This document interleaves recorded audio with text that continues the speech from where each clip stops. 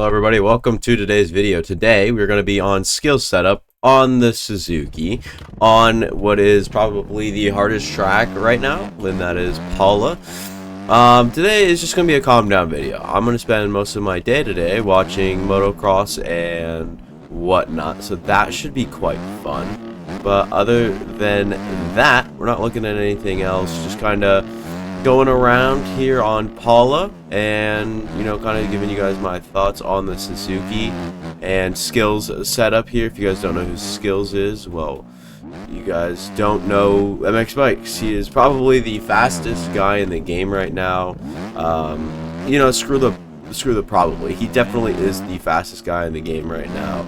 Pearls is the only one up there that can contend, like, in terms of lap times maybe, but still, Skills probably has put on a better showing in round one. Anyways, other than that, all things aside, this Suzuki was brought to my attention. I was trying other bikes. I was struggling big time. It's not an easy, it's not easy, alright? This track just definitely isn't easy, so I was trying all different things on all different bikes, and I liked the Kawasaki a little bit, I'm not gonna lie. So I'm gonna definitely do a lot of experimenting over this week and whatnot. So that should be quite fun. I also want to mention this generally early in the video, so most of you guys' ears will hear it. These tracks for the Outdoor Nationals, like this one in Pala here, is it's gonna be the same way for round 2, which is gonna be Hangtown, which is my hometown track, which I'm actually going to in real life this next upcoming weekend, so that should be quite fun. But round 2 is going to be just like this, but round 3 we will see changes. Words from Wise Reaper Doc, and I don't know, he's probably heard from TFC, but yeah, we're going to be expecting this sort of roughness and track for round 2, and then round 3 we will actually see some changes.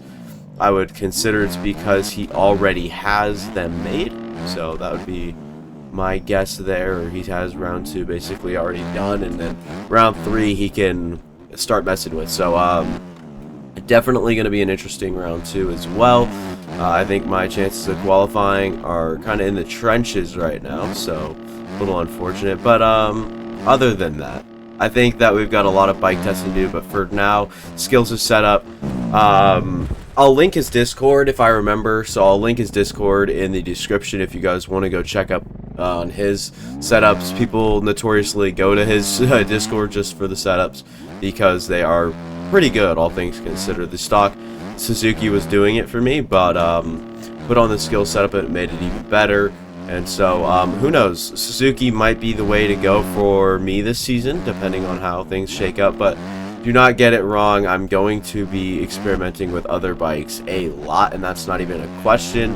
I think that the Banana, as we like to call on the channel, the Nanner, is going to be a popular choice here for upcoming rounds for those who struggle, like me. So, you know, if you're around my skill level, I definitely recommend giving the Suzuki a try, even if it is on stock.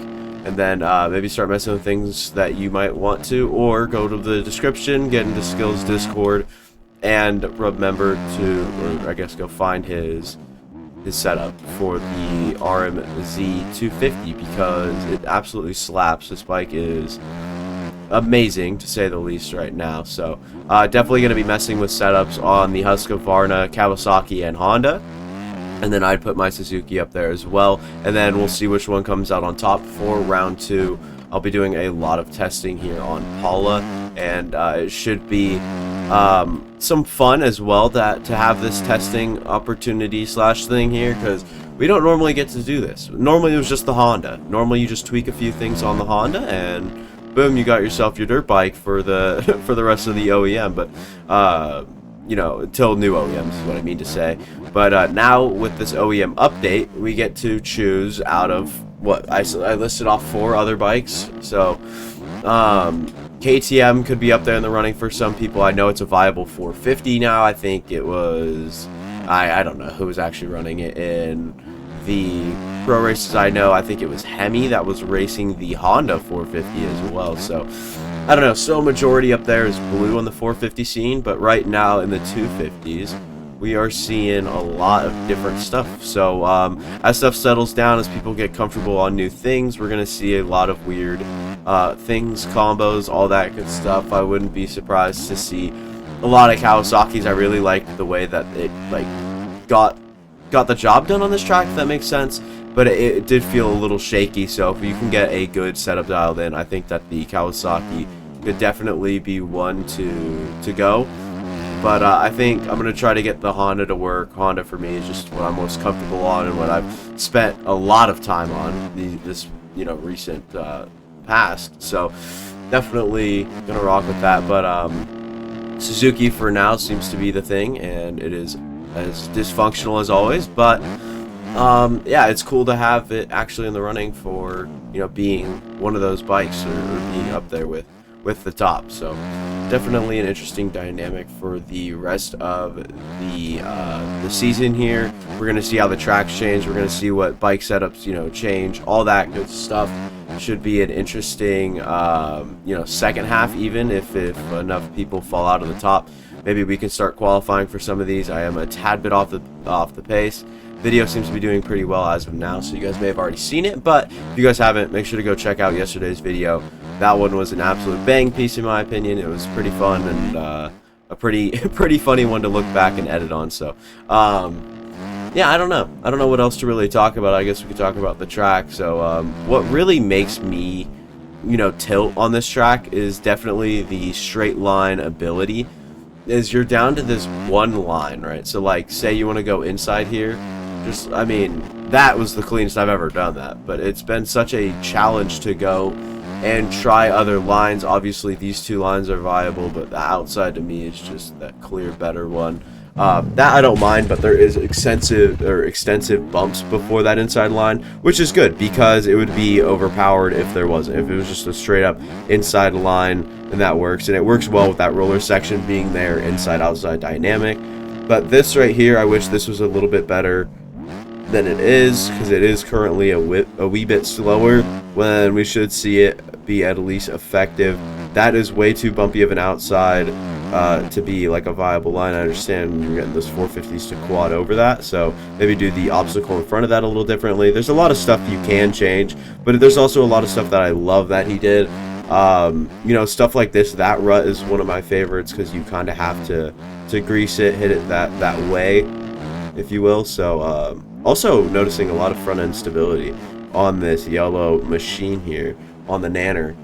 So definitely a bike of choice for sure for me right now.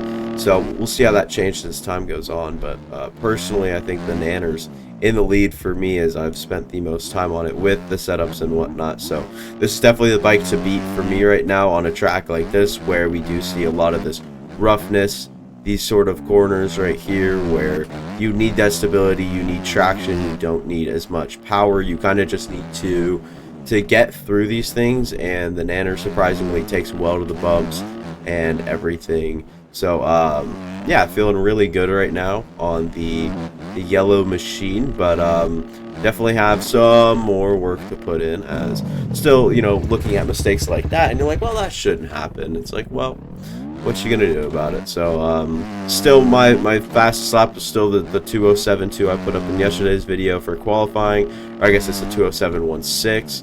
But other than that, nothing's really changed, and I haven't played that often, or I haven't played that much since probably 3 laps before this video in total. So yeah, hopefully you guys sat here and enjoyed my little rant. This is more like the old style of video, so hopefully you guys enjoy that. It's not really well thought out, kind of just bootlegging it. So yeah, I don't know, we'll see if we can finish off this lap here with a good time, as I was going to try to do something up there, but didn't really work out, as we're kind of just going back and forth. This outside to me, it was good, I guess. I just kind of missed it a lot. I wasn't that great at it, but now that, of course, it doesn't matter, I'm much better at it.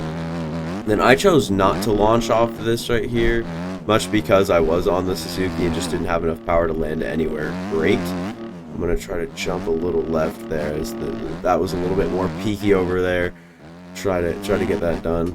But go second gear, I'll go back to third, keep that front end stability. Shift down to second, go third gear, go down here. I'm going to go outside here. You guys just see how well the Suzuki took to those bumps. It's very nice to have that stability there, and that might be the best I've ever actually hit that corner, and that is not a lie. And then head into this right here. Definitely have hit that better. Gonna get a tiny little scrub in there, and then second gear up into this corner. Ooh, wish I could have done that a little bit better, but it is what it is. Go whip over that, and then I like to jump kind of up here, and then double into this corner. Not the best I've hit it. Then coming around the mountain, and then go take another little left-hander there, and then hop into here, and then come back down. This isn't the greatest lap ever, but it is what it is. It's a 2:07.8, so it's a good lap for you guys, and it's a good time to end it. So see you guys next time. Hopefully you guys consider leaving a like and subscribing if you guys did enjoy, and if you guys did enjoy, you know, come back later, do it again, watch my videos, go back, watch some more. I don't care. Just as long as you guys stick around, you guys know my name. I'm cool with that. So, I don't know. I'll see you guys next time, next video, next time you see my content. I'll see you out there.